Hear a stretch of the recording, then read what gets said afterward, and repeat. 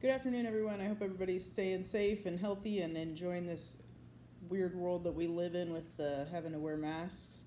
Let me get right into my post about robotics. Robots, be they in the air, on land, or sea, have taken a role in America's war-fighting efforts, tantamount almost to the soldier, him or herself. Robots are cheaper to build and maintain, versatile, and most importantly, expendable, solidifying what Peter Singer said in his video, a robot's revolution is upon us. But how will a shift from human-centric to technology-centric warfighting affect conflict in the future? I want to explore that question briefly using the sources provided and add in some of my personal experience working with robots in a tactical setting. In the RAND document, which largely explores military movements designed to overwhelm enemies and does not specifically talk about robotics, although I think it is implied, it discussed how combat has shifted in location. What once was open field combat, soldiers either moving in a line towards one another, has moved into dense urban environments, necessitating structure clearing and making precision strikes a necessity to avoid civilian casualties. Based on the dense urban environments and the nature of the threats they are facing, the military quickly realized their technology and tactics needed to change in the Middle East in the early 2000s, Singer says in his video. Invading with only 3 drones was simply not enough, and the number quickly rose to more than 5,000 unmanned aerial vehicles in country. These drones, another type of robot, allowed for increased overwatch of regions, increasing situational awareness and safety. In my role as a TAC officer, I've utilized what are called throwbots, small robots that you can literally throw into a room and either direct to move around, or some of them just sit still and have a 360-degree camera that moves, and so you can get a view of the room. We've used those to search for suspects before officers make entry into the room. These bots provide officers with a large view of the room before we jump into it, thereby increasing our safety. However, I don't want to give too much credit to these robots because they're not as sophisticated as what the military is using, and often they get hung up on stuff like clothing or piles of stuff, and the screens don't work, and they're really not as clear as you would hope that they would be. So in my experience with this technology, demonstrates to me, but it does demonstrate to me that a key role this tech can serve in providing us with situational awareness. But I digress. Singer warns, however, that it would be naive to think that America will be the only ones with such technology.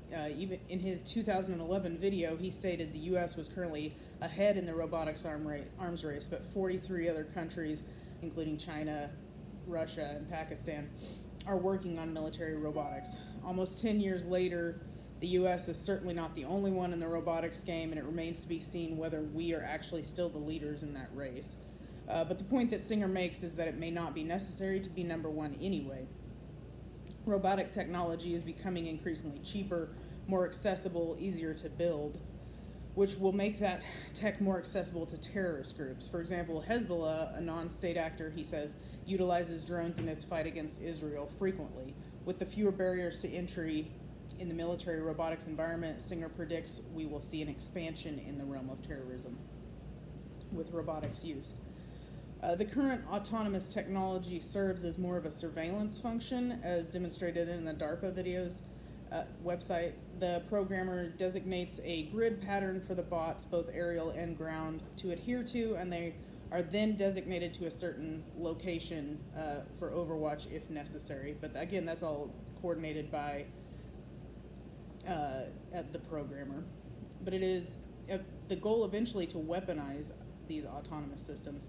As exhibited in the naval experiments, the objective is for the autonomous boats to be able to deter, damage, or destroy an enemy threat while protecting a high-value target like an aircraft carrier. Something I noticed in watching the Navy video was the importance of these tactics under autonomous functioning. With these autonomous vessels utilizing swarm tactics, there is no longer a threat of crossfire or converging fields of fire that potentially put friendly forces in harm's way.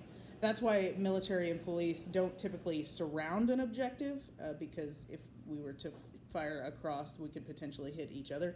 But rather we take what amounts to the shape of an L, or take two sides of something, With no human presence on board the autonomous vessels, however, crossfire doesn't become a problem. You can literally surround an enemy. With more robots in combat, it has and will become increasingly more important to develop means with which to combat this technology. In a 2011 article in Wired, discussed the jamming technology utilized by the U.S. military in Afghanistan and Iraq.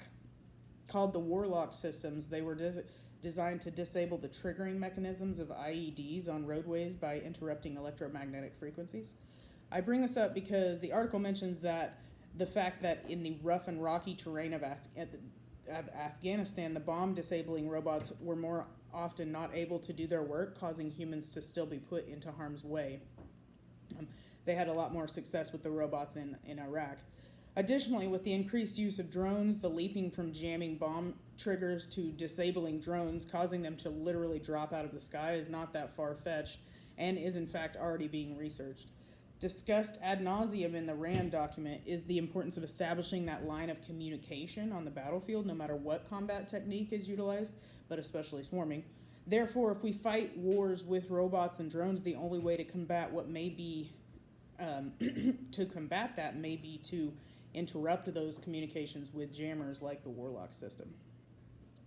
Based on the above, it should be evident that robotics has and will continue to change the nature of combat, but there is more to war than weapons and soldiers. Singer predicts robotics may change the very ethics of war. For instance, he explains with the increased use of robots as soldiers, there will likely be a decrease in human casualties in conflict, which is obviously a good thing. That will change, however, how society views war. We will likely view it as not that big of a deal. Engaging in war will no longer be a heavy decision undertaken after much thought, planning, and exhausting every other option like diplomatic negotiations. Rather, we could be looking at a time in the near future where wars are fought by machines without consulting anyone. Singer warns the Pentagon has had at least 4 projects in the works in 2011 for autonomous systems with the ability to use force on their own, making that decision to use force on their own without any human intervention. While robots have a great potential for saving lives on the battlefield in terms of rescue missions, surveillance, and bomb detection, we may want to ask ourselves how far is too far when it comes to allowing robots to make use of force decisions on the battlefield. Thank you.